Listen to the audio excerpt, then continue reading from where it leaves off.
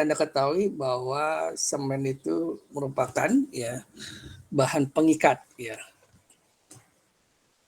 Nah, untuk selanjutnya kita akan belajar apa sih itu semen ya. Kalau beberapa literatur menyatakan bahwa semen itu kata asalnya berasal dari kata cementum ya, yang berarti itu adalah bahan perekat ya. Bahan perekat untuk apa ya?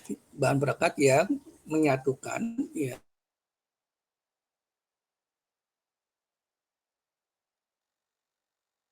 apa ya, bahan padat yang di sini adalah dalam hal ini adalah untuk membentuk beton, yaitu agregat kasar dan halus ya.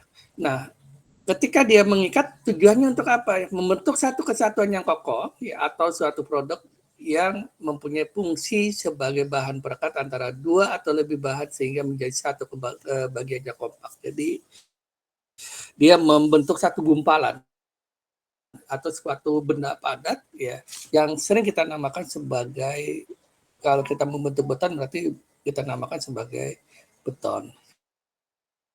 Seperti itu.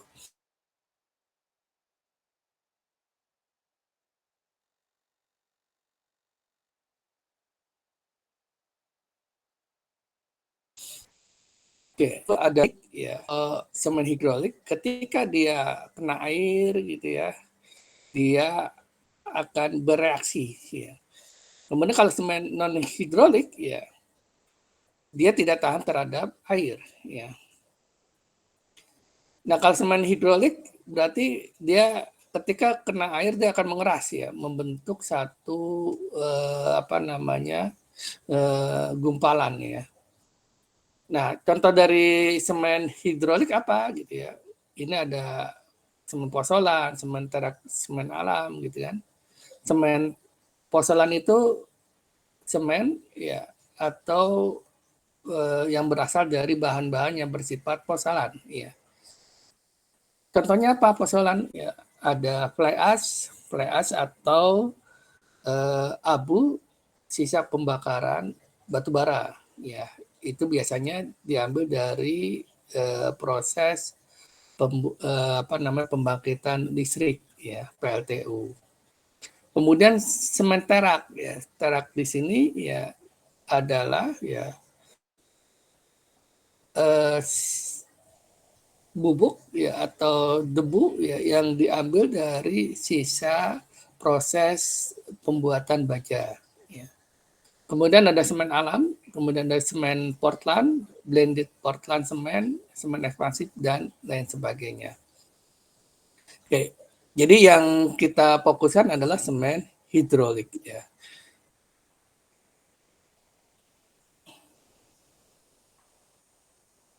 Nah, dalam proses kimia ya, pengaruh hidrasi dan dalam suatu waktu ya fase akan bereaksi dengan air sehingga mengeras ya. Jadi ketika semen bertambah air ya, maka proses dimulai dari plastis ya, bentuknya plastis, kemudian dia mengalami time. Setting time itu ada dua ya, waktu pengikatan awal dan waktu pengikatan akhir ya. Ya. Nah, kalau mengeras ini sudah masuk pada fase mengikat akhir ya. Nah, kalau sudah mengeras apakah masih bisa berubah? Sudah tidak bisa lagi walaupun kita kenai air ya. Jadi dia padat baru. Contoh dari semen hidrolik ya, Portland semen ini yang sering dipakai di industri semen ya. Jadi sifatnya gimana ya, mampu mengalami setting ya. Setting itu ya artinya perubahan mengarah ke keras ya. Ya, kemudian dia tetap stabil walaupun ada pengaruh dari air ya. Dia mengandung kalsium silikat dan beberapa jumlah gypsum. Kalau blended Portland semen ya dia campuran dari, jadi Portland semen dicampur dengan bahan-bahan yang bersifat bisa dikatakan pozolan ya. Teraktanur atau slag itu adalah salah satu bahan pozolan. Kemudian ada modified ya. Modified portan semen ya, yaitu kita memodifikasi portan semen menjadi satu kinerja tertentu ya. Nah, kalau di sini dikatakan semen ekspansif ya, serta komponen ekspansif adalah semen yang mengandung kalsium silikat hidrolik ya. Setelah dicampur dengan air membentuk pasta yang selama periode hidrasi awal terjadi setelah pengaturan. Jadi di sini ya, kita bisa memodifikasi ya pengikatan awalnya. Apakah pengikatan tersebut mau dipercepat ya atau diperlambat ya. Jadi tergantung penggunaannya. Nah, dalam penggunaan di sini misalkan pada daerah yang kelembapannya tinggi atau jenuh air atau bisa dikatakan satu lokasi yang memiliki kekhususan ya. Nah, ini bisa kita gunakan modified portland cement.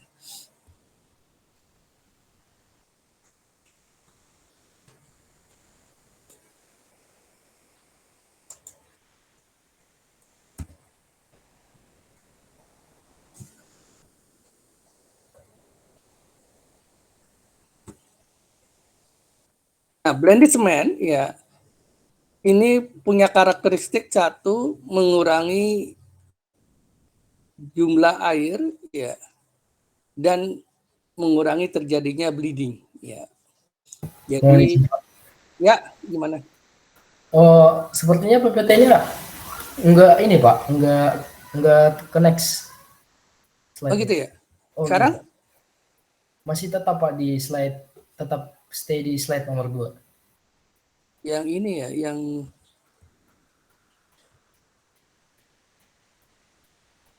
bisa ya. Oke Pak, sudah Pak. Sudah ya. Berarti Terima nggak kasih usah Pak. nggak usah di ini ya, di slide show ya. Ya, sekarang saya masuk ke blended cement ya. Blended portland cement ya, itu fungsinya ya dia bisa mengurangi jumlah air ya dan bisa juga mengurangi terjadinya bleeding. Ya. Berarti kalau jumlah air kita kurangi ya kemungkinan betonnya akan meningkat kekuatannya ya. Dan bleedingnya semakin kecil. Yang kedua adalah meningkatkan daya kerja dan kemampuan kerja. Jadi workability-nya meningkat. Ya. Kemudian meningkatkan ketahanan sulfat. Jadi pada daerah-daerah yang lingkungan yang terkontaminasi dengan air laut atau bangunan-bangunan di sekitar ya itu bisa menggunakan blended portland cement ya karena dia tahan terhadap sulfat.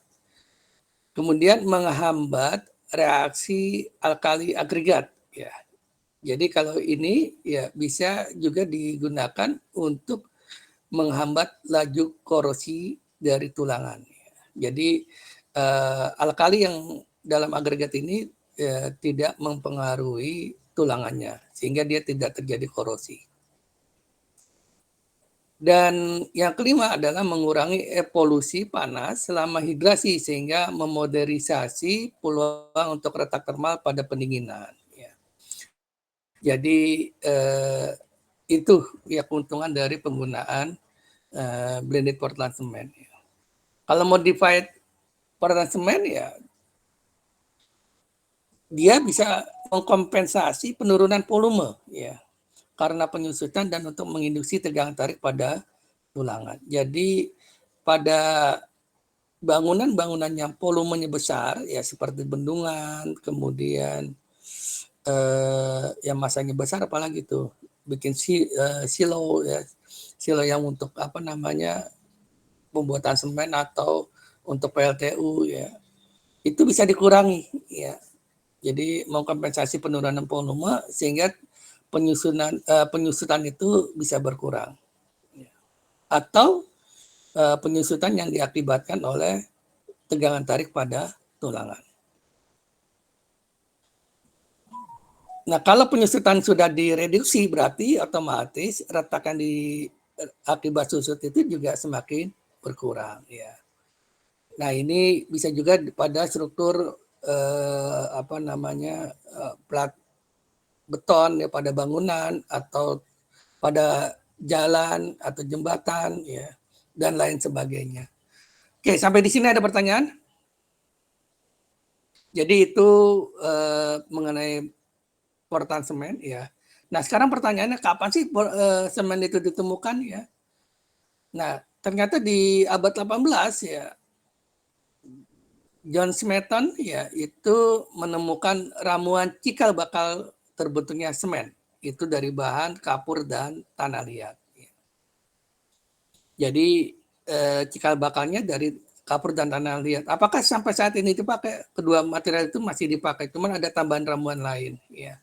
Nah, tahun 48 Joseph Aspidin itu ya membuat semen ya warnanya hampir sama dengan sekarang ya. Jadi dia menemukan tanah di dataran Portland ya, sehingga sekarang dinamakan Portland semen ya. Tahun 1824 ya. Oke, sekarang susunan utama dari Portland semen apa saja ya? Ada batu kapur ya, tadi sudah disampaikan oleh John Smeaton ya. Kemudian ada tanah liat ya. Dan ditambah dengan pasir besi dan pasir kuarsa. Jadi 4 bahan penyusun utama ya dari semen. Jadi ini perlu Anda ingat-ingat nih, bahan penyusun semen ada 4: batu kapur, tanah liat, pasir besi, dan pasir kuarsa. Ya. Kemudian proses pembuatannya gimana? Ya. Jadi proses pembuatannya ya keempat material itu kemudian dikeringkan, ya. Setelah dicampur ya, jadi keempat bahan material itu ya masing-masing persentasenya ya, ada batu kapur 70%, tanah liat 15%, dan sebagainya ya. Kita campur ya, kemudian dicampur, kemudian dikeringkan. Setelah dikeringkan ya, kemudian digiling atau dibuat ukuran kecil ya. Kemudian dipanaskan ya sampai 800 derajat Celcius ya. Nah, setelah dipanaskan ya, kemudian masuk pada proses pembakaran yaitu sampai 1450 di dalam rotary kiln ya. Jadi dia sambil berputar sambil dipanaskan, dibakar ya. Nah, setelah itu membentuk klinker ya. Jadi bongkahan-bongkahan yang dibakar tadi yang dinamakan sebagai klinker ya, didinginkan ya. Kemudian klinker tersebut dihaluskan ya. Dihaluskan jadilah bubuk Portland semen ya. Jadi pada proses penggilingan atau penghalusan itu biasanya ditambahkan gipsum ya untuk memperlambat proses pengerasan ya. Nah, setelah itu jadi bubuk semen. Kalau sudah jadi bubuk semen baru masuk ke kemasannya ya. Nah, ini proses secara detailnya ya sebenarnya nggak perlu lah saya jelaskan ya. Oke, ya, jadi itu proses pembuatan semen ya. Kemudian pengambilan bahan bakunya ya batu kapur ya dan tanah liat ya. Kalau Anda lihat di sekitar kita ada pabrik semen. Kalau di Aji Barang ada pabrik semen Bima, di Cilacap ada pabrik semen Dynamic ya. Kalau yang Cilacap, quarry-nya ya atau tempat penambangan batu kapurnya itu ada di Pulau Nusa Kambangan. Ya. Kalau Aji Barang yang itu di sekitarnya itu ada penggunungan kapur, dia ngambil dari situ. Ya, jadi quarry itu adalah tempat penambangannya. Ya. Oke, ya batu kapur dan tanah liat kemudian digiling ya, ini di mesin crusher-nya ya, jadi ukuran sampai 8 cm ya. Jadi ini lebih detail lagi proses pembuatannya. Kemudian ya storage itu tempat penyimpanan bahan baku ya. Kemudian ada raw mill ya, itu tahap penggilingan bahan-bahan pembentuk semen ya. Jadi proses penggilingannya bisa basah, bisa juga kering ya. Jadi proses pembuatan semen itu tergantung bisa basah atau bisa kering. Ya. Gitu. Ya. Saya rasa ini cuma penjelasan saja. Ya. Nah, sekarang saya masuk ke jenis-jenis semen. Ya. Jadi dari produksi ya yang dibuat itu, semen itu kita buat menjadi 5 tipe. Ya, tipe pertama atau yang disebut sebagai ordinary Portland cement. Ya. Kehalusannya berapa? 350 sampai 400 meter persegi kilogram. Ya. Nah, ordinary Portland cement ini diperuntukkan untuk bangunan apa? Ya, di sini bisa digunakan untuk gedung, jembatan, jalan raya, rumah pemukiman dan lain sebagainya. Jadi dia untuk seluruh bangunan bisa digunakan menggunakan ordinary Portland cement. Nah, tapi ada syaratnya ya. Syaratnya adalah ya bangunan-bangunan yang tidak memerlukan ketahanan sulfat, artinya bangunan-bangunan yang tidak berada di daerah yang kadar sulfatnya tinggi ya. Atau bangunan-bangunan yang tidak memerlukan persyaratan panas hidrasi, artinya bangunan-bangunan yang volumenya tidak terlalu besar ya. Itu bisa menggunakan ordinary Portland. Dan yang terakhir adalah bangunan-bangunan yang tidak memerlukan kekuatan awal yang tinggi ya. Jadi kalau bangunan masih 5 lantai itu kan tidak perlu kekuatan awal yang tinggi ya. Atau bangunan jembatan, jalan raya dan lain sebagainya. Atau bangunan-bangunan yang berada di lingkungan airnya cukup tinggi ya, itu tidak bisa menggunakan ordinary Portland cement. Ya. Tipe kedua yaitu adalah semen dengan panas sedang ya. Kehalusannya berapa? 300 meter persegi per kilogram ya. Nah, dia punya karakteristiknya adalah tahan terhadap sulfat ya. Kemudian panas hidrasinya tidak tinggi ya. Jadi semen ini bisa digunakan pada bangunan yang berada di sekitar laut ya, atau bangunan yang berada dengan kandungan sulfat yang tinggi ya. Selain itu ya, selain dermaga berarti bisa juga ya bangunan-bangunan yang memiliki volume besar ya, yaitu bendungan ya. Jadi di sini bisa dikatakan bangunan-bangunan khusus ya. Nah, ini kita gunakan semen tipe 2.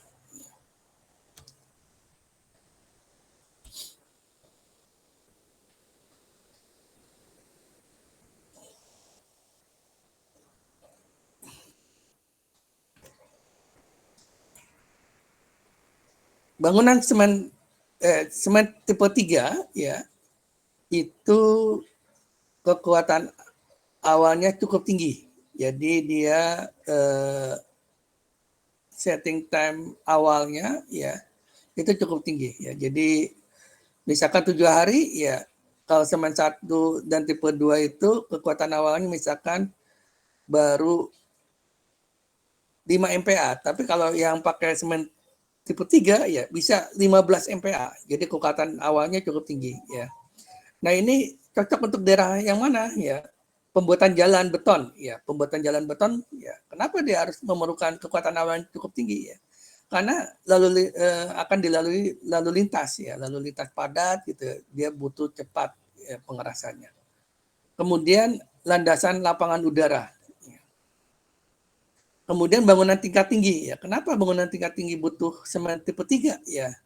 Biar pembongkaran pada lantai yang sedang dibuat, pembongkaran back casing itu bisa dilakukan cepat ya.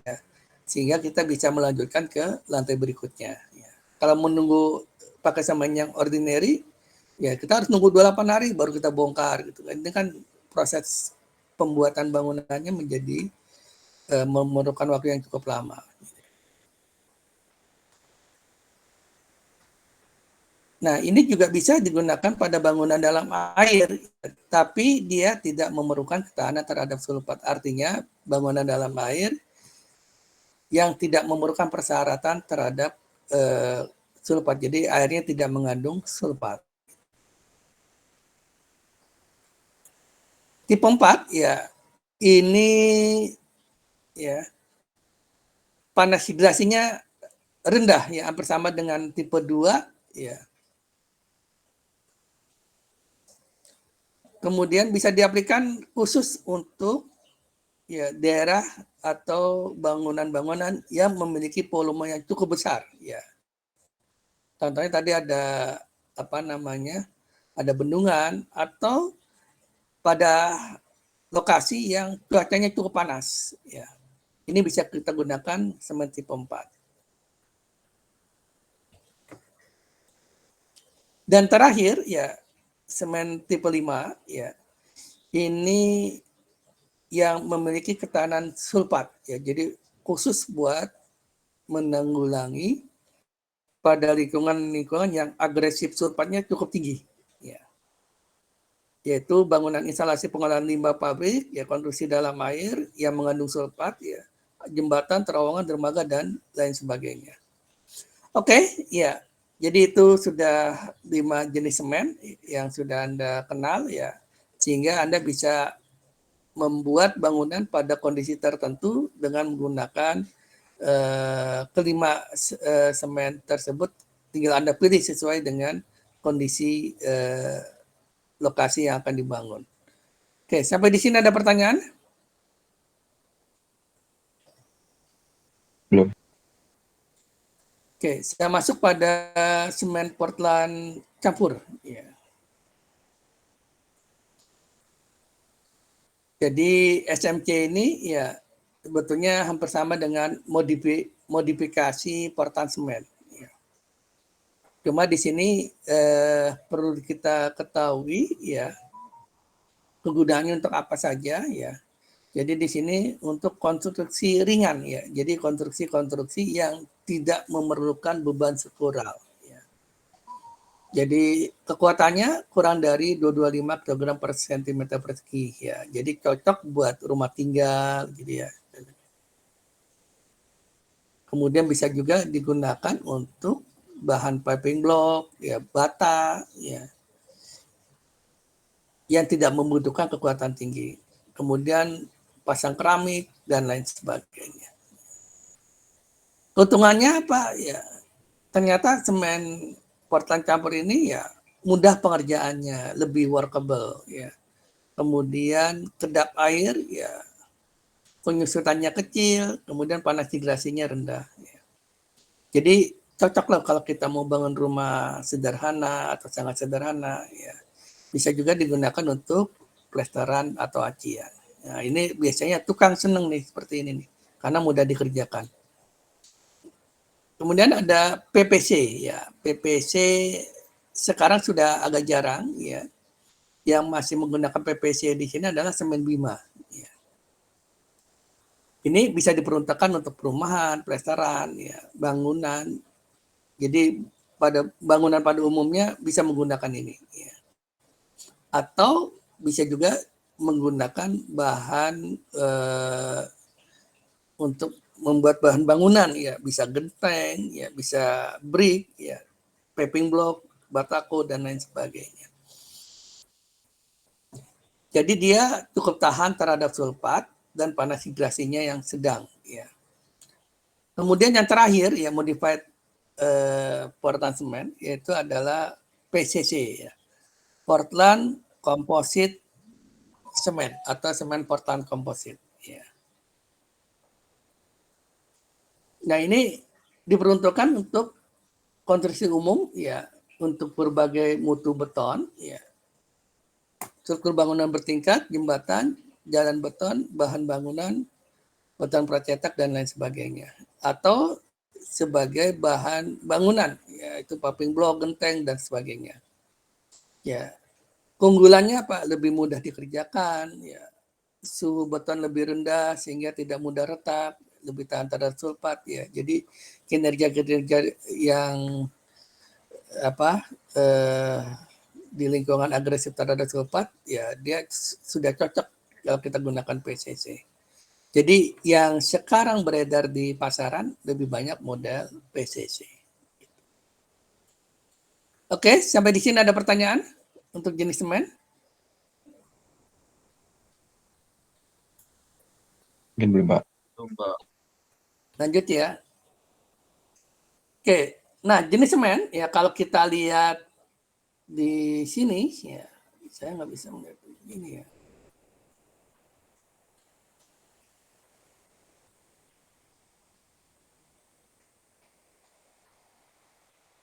Ya, Anda perhatikan ya di sini ada semen tipe 3 ya. Kemudian semen tipe 3 ya, dia mengalami kekuatan awal yang cukup tinggi ya. Jadi kuat tekannya di umur-umur awal ya cukup tinggi ya dibanding semen 1, 2, 4 dan 5 ya. Kemudian yang paling rendah adalah yang tipe 4 ya. Kekuatan awal rendah itu adalah tipe 4. Ya. Tapi di akhir ya yang keempat di akhir cukup tinggi ya. Nah, yang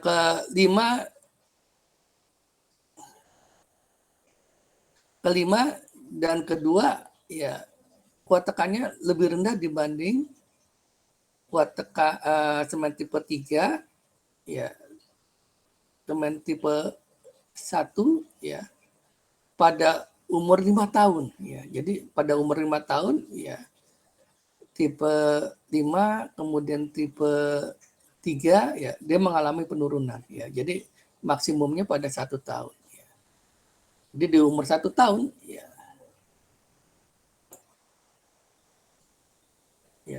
tipe 5 tetap berkembang tapi kekuatannya tidak sejauh atau tidak lebih kuat dibanding tipe 3. Jadi tipe 3 cukup bagus nih dia kuat tekannya.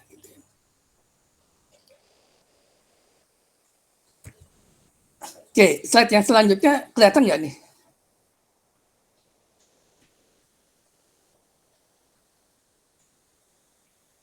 Ya.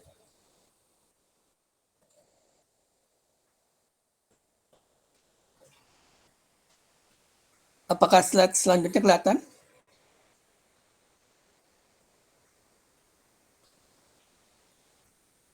Tidak, Pak. Nggak kelihatan. Sudah, Pak, sudah. Sudah. Oke. Nah, komponen utama semen ya. Jadi dari 4 bahan pembentuk semen ada kapur, tanah liat, pasir kuarsa, dan pasir bersih. Ya, dia membentuk 4 unsur kimia semen. Ya. Yang pertama adalah ya trikasium silikat. Ya, jadi rumus kimianya seperti ini ya, atau yang disingkat dengan C3S. Ya. Yang kedua adalah dikasium silikat atau C2S. Kemudian ada trikasium alumina yaitu C3A, dan yang keempat adalah tetrakalsium alumina ferrit ya, C4AF. Dan yang terakhir adalah MgO ya, mangan oksida ya. Jadi ada 5 unsur kimia yang terbentuk dari semen ketika dia bercampur dengan air ya. Jadi membentuk oksida silika ya.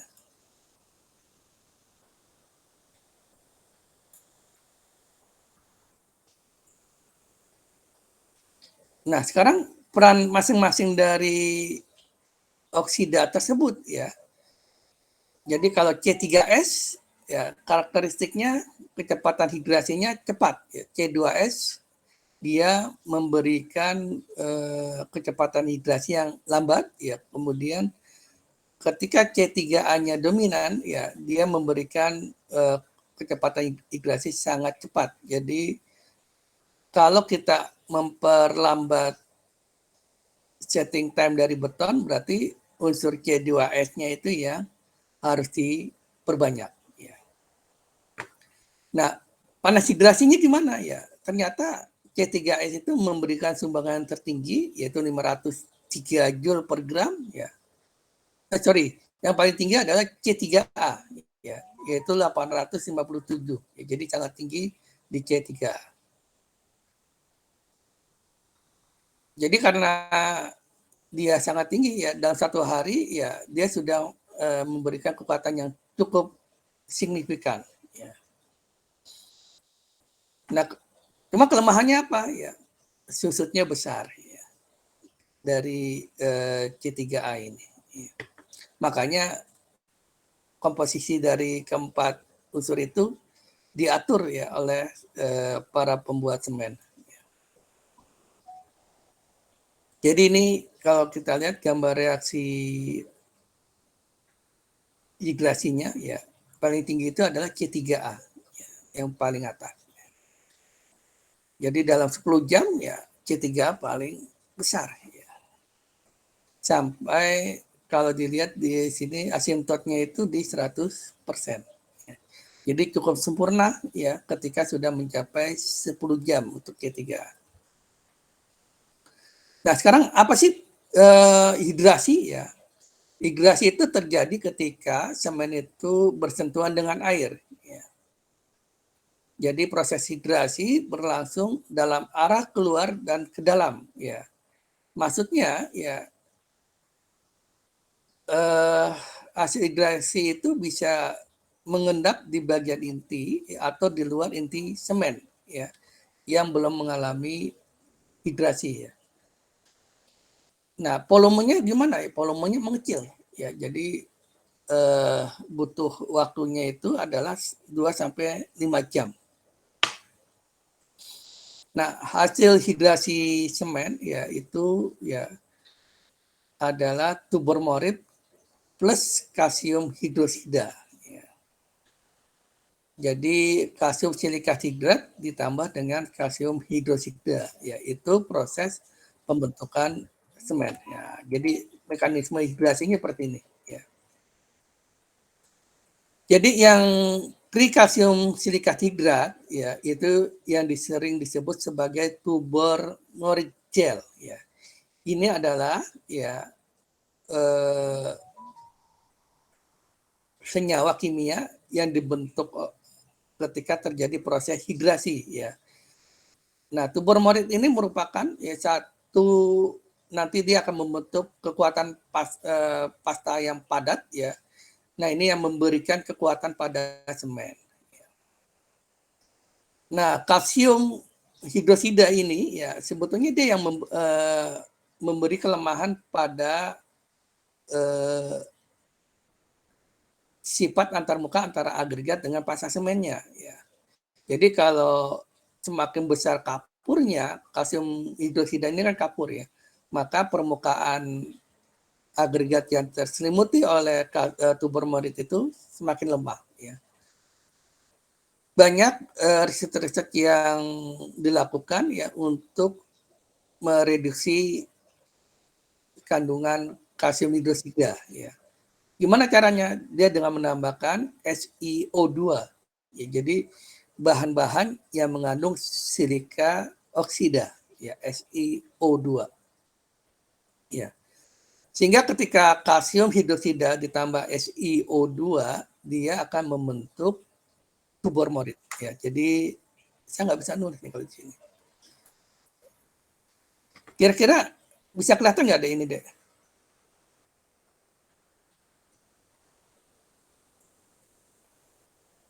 Kelihatan nggak slide-nya?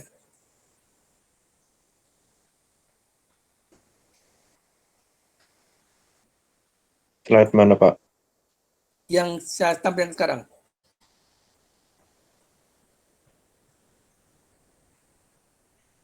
Proses hidrasi ya, Pak? Iya, proses hidrasi. Kelihatan. Kelihatan.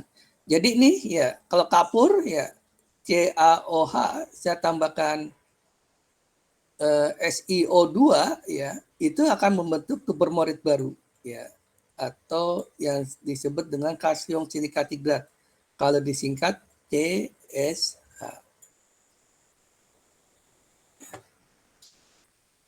Jadi pasta semen menjadi lebih kuat lagi ya. Nah, sekarang yang jadi pertanyaan, SiO2 itu apa saja ya. Bahan-bahan yang mengandung SiO2 itu apa saja ya. Ya, dia bisa dari mikrosilika ya. Mikrosilika ya. Kemudian apa lagi ya? Ada fly ash ya.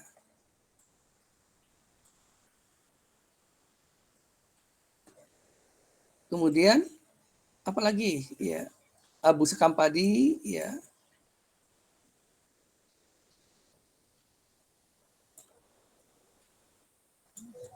Kemudian ada slag ya. Dan lain sebagainya. Nah, ini material-material yang bersifat pozolan ya. Jadi pozolan ini dia tidak bereaksi dengan air ya, tapi bereaksi dengan kapur.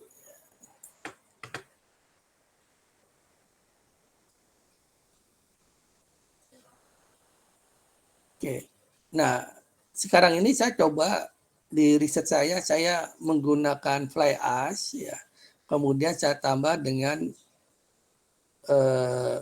alkali ya, senyawa alkali ya. Sehingga dia nanti akan menggantikan semen. Jadi sudah tidak menggunakan semen tapi saya menggunakan limbah dari fly ash ya ditambah dengan alkali. Jadi nah dengan begitu ya kekuatan akan membentuk satu bahan pengikat baru.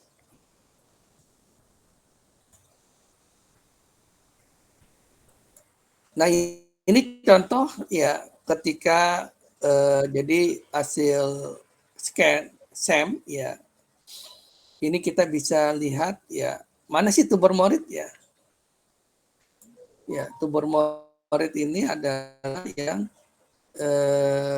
modelnya kayak benang-benang ini ya. Nah, ini tumor morit ya. Ya. Jadi kayak selaput putih ini ya. Nah, itu yang dinamakan sebagai tumor morit. Kalau dibersihkan lagi seperti ini nih. Ya, kayak benang-benang itu, kayak serabut ya. Nah, ini yang memberikan kekuatan pada beton. Oke, ya jadi dia berada di permukaan agregat ya. Tumor morit. Oke, sampai di sini ada pertanyaan?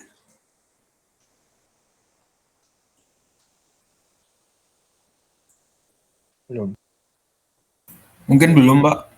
Ya, kita lanjut pada sifat-sifat fisik semen. Ya, sifat-sifat fisik semen itu nanti Anda ketahui dari pengujian di laboratorium. Ya, yaitu tentang kehalusannya, kemudian konsistensi, soundness-nya, kemudian setting time. Jadi setting time di sini adalah waktu pengikatan awalnya kapan, waktu pengikatan akhirnya kapan ya. Nah, itu bisa Anda ketahui pada pengujian di laboratorium. Ya. Sifat fisik lagi yang lain apa? Ya, compressive strength, jadi kekuatan pasah semennya. Ya, jadi kita buat pasah semen, ya kita cetak pada cetakan kubus ukuran 5x5 ya. Kemudian kita tekan pada umur 28 hari. Berapa kuat tekan pasah semennya? Kemudian panas hidrasi ya, kemudian ada loss on ignition-nya, kemudian ada density ya, kemudian density itu berat apa namanya? Berat jenis ya, kemudian ada berat isi ya. Nah, itu sifat-sifat fisik semen ya. Nah, alat ukurnya apa saja? Ya. Jadi pengujian semen ya ada soundness ya. Ini kita tidak ada nih di lab, nggak punya alat ini. Yang kita punya alat ini nih. Konsistensi ya, kemudian ada setting time ya. Setting time itu untuk mengukur pengikatan awal dan pengikatan akhir. Kemudian ada uji penetrasi ya dengan alat ikat ini ya. Oke, nah ini model pengujian ikat semen, pengikatan semen, tapi dengan alat yang berbeda, ya. Yang tadi alat pikatnya cukup beda, ya. Oke, kalau kita lihat di sini, ya, semen tipe 3, ya, dia memiliki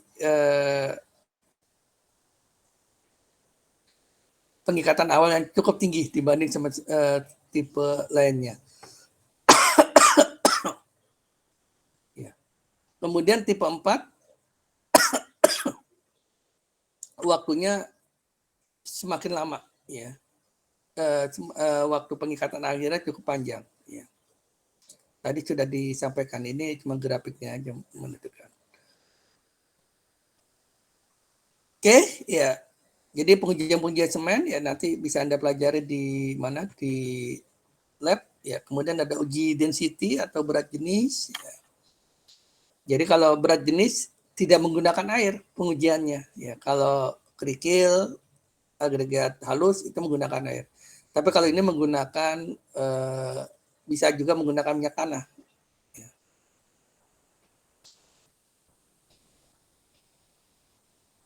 Ya, kalau disimpan, ya penyimpanan semen itu ya tidak boleh terkontaminasi dengan daerah-daerah yang lembab. Ya. Intinya itu. Ya, kalau lembab berarti dia akan menyebabkan semen itu berhigrasi, ya, dan mengalami pengikatan lebih awal. Oke, sampai di sini ada pertanyaan?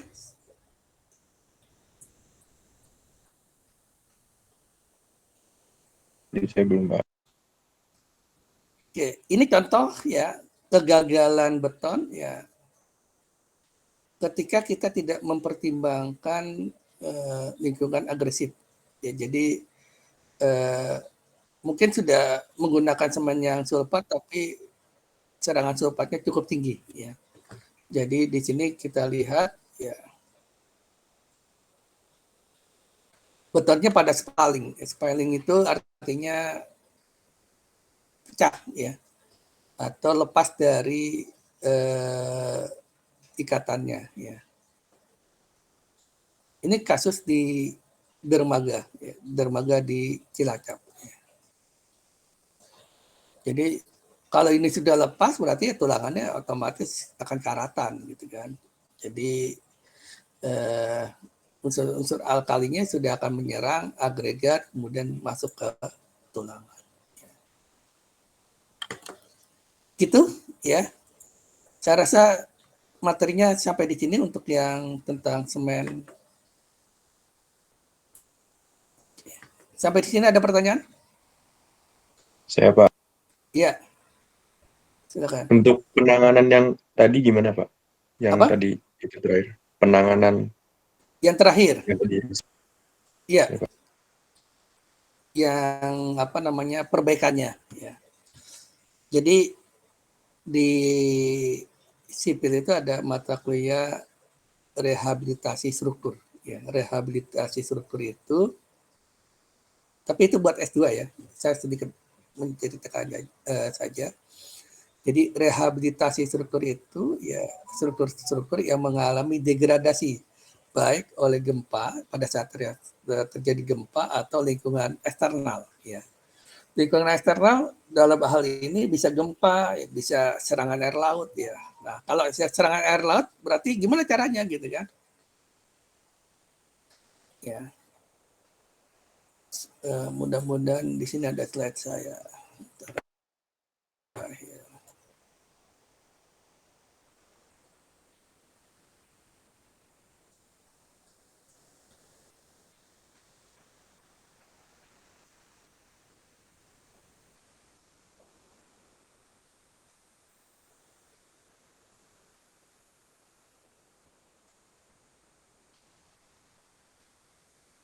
Kita namanya chipping, kita apa namanya, kita chipping, ya, kita buang, ya, sampai ketemu. Jadi kalau beton itu kan ada selimut beton, ya, selimut beton itu kita chipping, ya, sampai ketemu tulangan.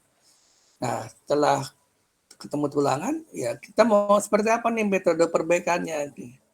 apakah perlu jacketing? Jacketing itu artinya menambah tulangan plus ditambahkan beton selimut baru. Ya. Nah dalam hal ini contoh kasus ya di dermaga ya. Nah dalam hal ini adalah menggunakan jacketing ya, sehingga di sini ada penambahan tulangan di luarnya. Nah kalau sudah ada penambahan tulangan berarti kita harus tutup lagi ya. Nah sebelum kita tutup ya, tulangan ini kita coating dengan material yang anti korosi ya. Nah setelah selesai coating ya kita buat back castingnya lagi, kemudian kita grouting ya. Grouting itu artinya adonan beton ya dengan semen khusus ya. Setelah selesai di grouting ya ini pengecorannya ya. Nah ini contoh pengecoran ya. Kalau udah selesai ya kita lapisi lagi betonnya ya. Betonnya kita lapisi lagi dengan bahan coating yang tahan terhadap sulfat ya. Jadi kita lindungi lagi. Ya kalau udah jadi baru ya ini penyemprotan coatingnya ya. Jadi seperti ini ya. Jadi langkah-langkah untuk perbaikan struktur yang ada di dermaga bisa dilakukan ya oleh teman-teman yang aplikatif misalkan di Posrock ya, kemudian di Sika ya dan lain sebagainya. Seperti itu. Ya. Sudah jelas? Sudah Pak, terima kasih. Ya. Ada lagi yang lain?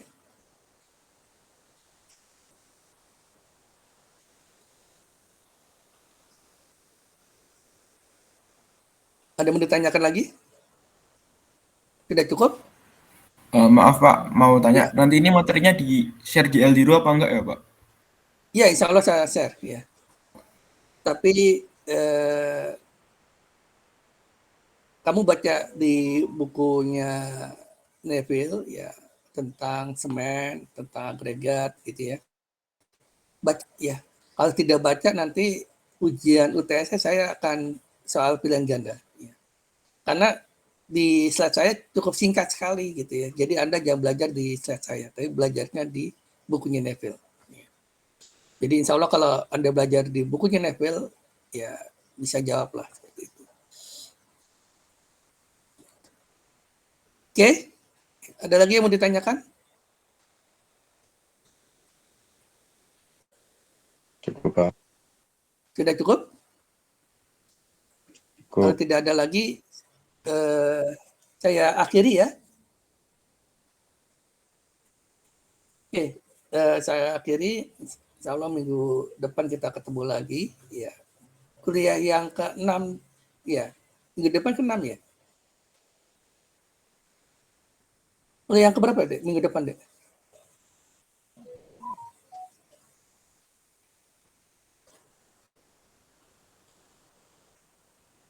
Kalau minggu ini kuliah keberapa deh?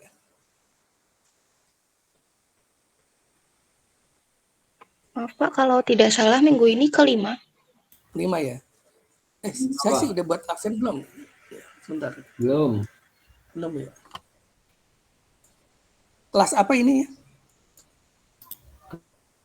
Kelas B, Pak. Kelas B Pak. Teknologi bahan kelas.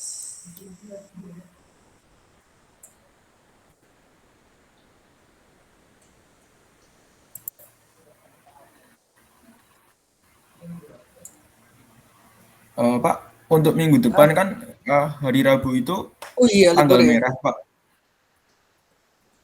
Itu nanti diadakannya online apa offline Pak kelasnya Pak?